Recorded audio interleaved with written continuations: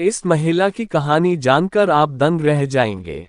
जन्म से ही उनके दोनों हाथ नहीं है, लेकिन ये महिला कुछ ऐसे कारनामे करती है जिसे हाथ होने के बावजूद अच्छे अच्छे लोग भी नहीं कर पाते।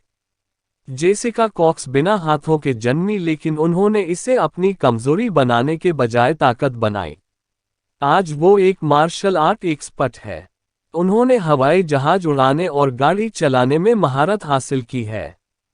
इतना ही नहीं, वो पियानो में भी कुशल है। जेसिका कॉक्स ने साइकोलॉजी में बैचलर डिग्री के साथ कम्युनिकेशन में 2005 में एरिज़ोना यूनिवर्सिटी से अपना ग्रेजुएशन पूरा किया है। 14 साल की उम्र तक कॉक्स ने कभी भी मानव निर्मित नकली हाथों का उपयोग नहीं किया। वह अपने पैरों को ही अपने हाथों की तरह उपयोग करती है। वह कभी खुद को दूसरों से कम नहीं समझती थी, बल्कि वह वो सब कुछ कर सकती है जो हाथ होकर दूसरे इंसान करते हैं। जैसे कि वह कार चलाती है, बल्कि उनके पास ड्राइविंग लाइसेंस भी है, और साथ ही वह कीबोर्ड पर 1 मिनट में 25 शब्द भी टाइप कर लेती है। इसके साथ ही वह एक सर्टिफाइड स्कूबा गोताखोर भी है। जेसिका कॉक्स अविश्वसनीय करियर। 2005 में पहली बार कॉक्स ने सिंगल इंजन वाला एयरप्लेन चलाया था। बाद में 3 महीनों के प्रशिक्षण के बाद कॉक्स को अपना पायलट सर्टिफिकेट 10 अक्टूबर 2008 में मिला और लाइट स्पोर्ट एयरक्राफ्ट को 10,000 फीट तक चलाने की इजाज़त उन्हें मिल गई। उन्होंने फ्लाइट का प्रशिक्षण स्कॉलरशिप से मिलने वाले पैसों से लिया और एक प्रोफेशनल पायलट की तरह वह अपने पैरों की सहायता से एयरप्लेन चलाने लगी थी। सन 1940 में ERCO 415C कूप ने कॉक्स की हालत को देखते हुए अपने प्लेन में कुछ बदलाव करने की ठानी, और अंततः उन्होंने एक ऐसे प्लेन की खोज की जिसे आसानी से एक पैर की सहायता से ही नियंत्रित किया जा सके। इससे एयरप्लेन उड़ाने में कॉक्स को काफ़ी सहायता होती थी और वह आसानी से औरों की तरह एयरप्लेन उड़ाती थी। 10 साल की उम्र से ही कॉक्स ने ताइक्वांडो कराटे के समान एक आधुनिक कोरियाई मार्शल आर्ट का प्रशिक्षण अपनी स्थानिक स्कूल सिएरा विस्टा से लेना शुरू कर दिया था। 14 साल की उम्र में उन्होंने अपना पहला ब्लैक बेल्ट भी जीता। अपने प्रशिक्षण में कॉक्स ने काफ़ी नई तकनीकों को खोज निकाला था, जैसे कि सामने वाले पर हाथों से प्रहार करने की बजाय वह पैरों से प्रहार करती थी। इसी के चलते आता चैंपियनशिप में कॉक्स ने अपना दूसरा और तीसरा ब्लैक बेल्ट भी जीत लिया। सन 2014 में एरिज़ोना स्टेट चैंपियन का टाइटल भी उन्हें दिया गया था। खेल के दौरान देखा गया था कि कॉक्स ने कभी भी अपने आप को दूसरों के मुकाबले कम नहीं समझा। जेसिका कॉक्स एक प्रेरणादायक वक्ता भी है। 20 से ज़्यादा देशों में उन्होंने अपनी प्रेरणादायक कहानियां बताई है और भाषण दिए हैं। जेसिका कॉक्स का जन्म बिना हाथों के हुआ था। डॉक्टर को भी उनके जन्म के समय पता नहीं था कि उनका जन्म ऐसे क्यों हुआ, लेकिन जेसिका ने कभी इसे अपनी कमजोरी नहीं माना। जेसिका ने अपने पैरों को अपना हाथ समझकर अपने लक्ष्य को हासिल करती गई और आज दुनिया भर के लोगों के साथ अपनी कहानी को बता रही है।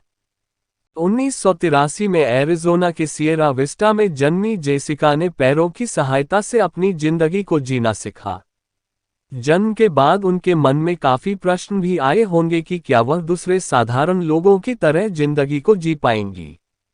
लेकिन जेसिका के पिता ने कहा था कि अपने जन्म को लेकर कभी भी जेसिका ने एक आंसू तक नहीं बहाया, बल्कि जेसिका को काफी आत्मविश्वास था और इसके बाद अपने परिवार और माता पिता की सहायता से उनका आत्मविश्वास और बढ़ा और जेसिका भी अपने पैरों को अपने हाथों की तरह इस्तेमाल करने लगी थी। बचपन में ही जेसिका ने डांस सीख लिया था और जब पहली बार परफॉर्मेंस करने की बारी आई तो उन्होंने पिछली कतार में परफॉर्म करने की ठानी, लेकिन उनके शिक्षक ने उन्हें कहा कि डांस में कोई पिछली कतार नहीं होती है। इसीलिए दूसरे डांसर के साथ जेसिका भी परफॉर्म करने लगी थी और जब उनकी परफॉर्मेंस खत्म हुई तो दर्शकों ने जेसिका के साहस और जज्बे को देखते हुए खड़े होकर उनका तालियों से स्वागत किया और 14 साल की उम्र में उनके लिए यह पल उनकी जिंदगी के कीमती पलों में से एक रहा होगा। बाद में अचानक ही जेसिका के माता पिता की मुलाकात ताइक्वांडो के प्रशिक्षक जिम कनिंघम से हुई। जेसिका के माता पिता ने प्रशिक्षक को जेसिका की जन्म अवस्था के बारे में बताया तो प्रशिक्षक ने जेसिका को शारीरिक रूप से मजबूत बनाने की ठानी और तभी से जेसिका ने ताइक्वांडो का प्रशिक्षण लेना शुरू किया। और सिर्फ 14 साल की उम्र में ही जेसिका ने इंटरनेशनल ताइक्वांडो फेडरेशन में ब्लैक बेल्ट जीता। हाई स्कूल से ग्रेजुएट होने के बाद जेसिका ने यूनिवर्सिटी ऑफ एरिजोना से साइकोलॉजी में बैचलर की डिग्री प्राप्त की। जब डिग्री के बारे में वह बोल रही थी तब उन्होंने खुलकर बताया कि उनके आसपास का लोगों का उनके जीवन पर काफी प्रभाव पड़ा। अपने महाविद्यालयीन जीवन में उन्होंने आता मार्शल आर्ट्स क्लब की स्थापना की और बच्चों को ताइक्वांडो का प्रशिक्षण देने लगी थी। ताइक्वांडो में ब्लैक बेल्ट हासिल करने के बावजूद जेसिका ने कभी भी ताइक्वांडो का प्रशिक्षण लेना नहीं छोड़ा और उनके इसी अथक प्रयास के चलते आता में ब्लैक बेल्ट जीतने वाली वह पहली बिना हाथों वाली खिलाड़ी बनी।